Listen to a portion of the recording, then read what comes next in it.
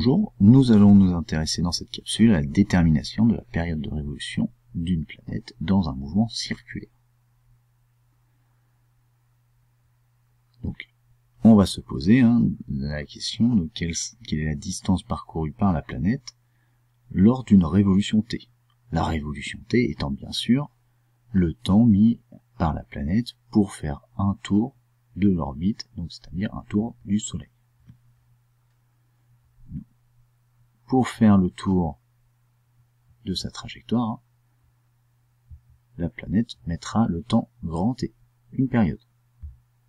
La distance parcourue par cette planète va correspondre au périmètre du cercle de rayon distance SP, la distance Soleil-planète.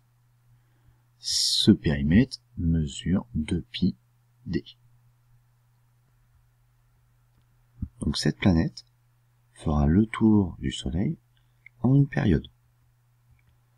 Sa vitesse pourra être écrite d sur t, c'est-à-dire la distance sera 2πd sur la période. On appellera cette vitesse la vitesse de la planète. On pourra ainsi déterminer que la période de la planète est égale à 2πd, la distance Soleil-planète, divisée par la vitesse de la planète. Dans la capsule précédente, nous avons déterminé la vitesse de la planète. La vitesse de la planète, c'était racine de g ms sur dsp.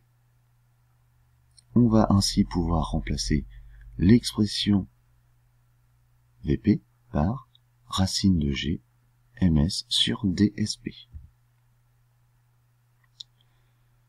On va maintenant regrouper la distance Soleil-planète qui se trouve au numérateur avec celle qui se trouve au dénominateur. Il va falloir faire attention, celle du dénominateur se trouve dans une racine carrée.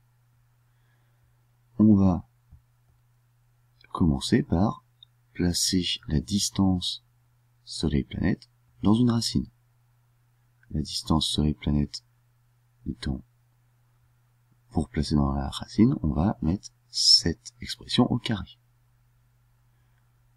Ainsi, racine de dsp au carré, c'est bien égal à dsp. On va maintenant multiplier le dénominateur par l'inverse.